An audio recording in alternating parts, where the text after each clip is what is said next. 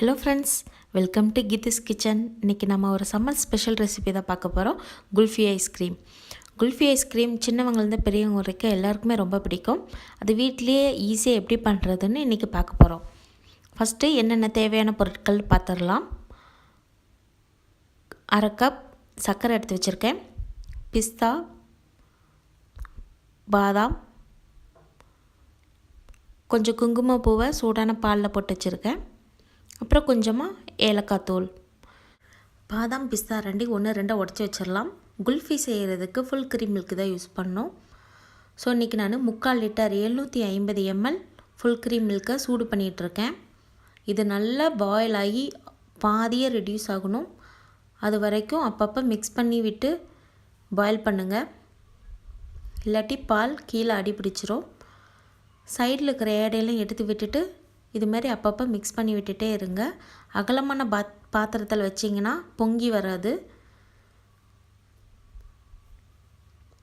பால் நல்லா ரெடியூஸ் ஆகட்டும். பால் பாதி அளவுக்கு நல்லா ரெடியூஸ் ஆயிடுச்சு. இப்போது இதில் சர்க்கரை சேர்த்துடலாம். சர்க்கரை சேர்த்ததுக்கப்புறம் பால் அடிப்பிடிக்க நிறைய சான்சஸ் இருக்குது.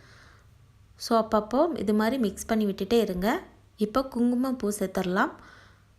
குங்குமப்பூ சேர்க்கும்போது பாலோட கலரே நல்லா சேஞ்ச் ஆகி எல்லோ கலர் ஆயிரும்.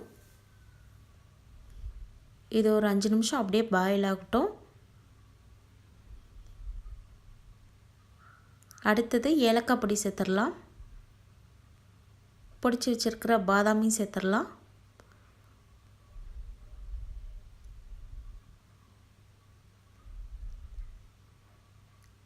இப்போது பிஸ்தா சேர்த்துக்கிறேன். இது நல்லா ஒரு 5 நிமிஷம் பாயில் ஆனதுக்கப்புறம் இறக்கி விட்டுட்டு நல்லா ஆற விடுங்க. ஆறினதுக்கப்புறம் நம்ம குல்ஃபி மோடுக்கு மாற்றிடலாம். இது கொஞ்சம் ஆறட்டும்.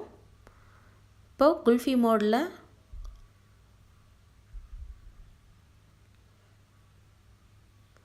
கொஞ்சமாக பாதாம் பிஸ்தா சேர்த்துக்கிறேன்.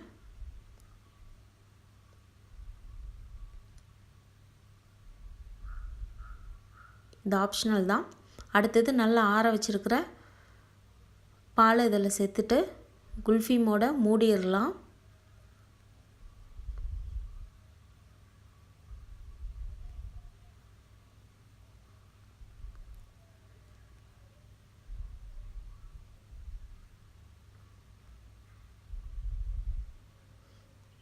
ஃப்ரீசரில் 10லேருந்து 12 மணி நேரம் இல்லாட்டி ஓவர் நைட் அப்படியே ஃப்ரீஸ் பண்ண விட்டுருங்க. சப்போஸ் உங்கள்கிட்ட குல்ஃபி மோடு இல்லைன்னா ஒன்றும் பிரச்சனை இல்லை. வீட்டில் இருக்கிற கிளாஸ்லேயே குல்ஃபி ஈஸியாக பண்ணிடலாம். இது மாதிரி ஒரு கிளாஸ் எடுத்து வச்சுக்கோங்க. உள்ளே பால் விட்டுட்டு சுற்றியும் அலுமினியம் ஃபாயில் வச்சு கவர் பண்ணிடுங்க. இது மாதிரி நல்லா ஃபுல்லாக சீல் பண்ணிவிட்டு சென்டரில் ஐஸ்கிரீம் குச்சி இருக்கு இல்லையா, ஐஸ்கிரீம் ஸ்டிக், அதை உள்ள சென்டரில் இன்சர்ட் பண்ணிடுங்க. ஸோ இதை நைட் ஃபுல்லாக ஃப்ரீசரில் வச்சுருங்க.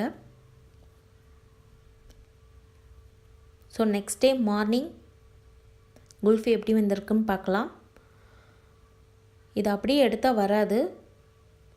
ஸோ குல்ஃபி மோடை தண்ணியில் ஒரு 5 செகண்ட் டிப் பண்ணி எடுங்க. அப்போ தான் குல்ஃபி அழகாக வரும் மோல்டுலேருந்து. ஸோ இதுமாரி 5 செகண்ட் விட்டுட்டு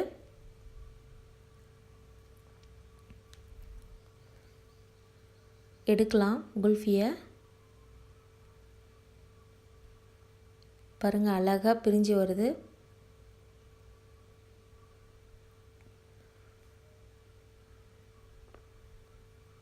இது மாதிரி எல்லா குல்ஃபி எடுத்துருங்க வெளியில். ஸோ அவ்வளவுதான், நம்மளோட குல்ஃபி சூப்பராக ரெடி ஆயிடுச்சு. பார்க்கவே பாருங்கள் நல்லா எல்லோ கலரில் எப்படி ரெடியாக இருக்குன்னு. கண்டிப்பாக இந்த சம்மர் ஹாலிடேஸில் இதுமாரி குல்ஃபியை வீட்டில் நீங்களும் ட்ரை பண்ணி பாருங்கள். செஞ்சு பார்த்துட்டு மறக்காமல் எப்படி வந்ததுன்னு என் கூட ஷேர் பண்ணுங்கள். இந்த வீடியோ உங்களுக்கு பிடிச்சிருந்தால் மறக்காமல் நம்ம சேனலை சப்ஸ்கிரைப் பண்ணுங்கள்.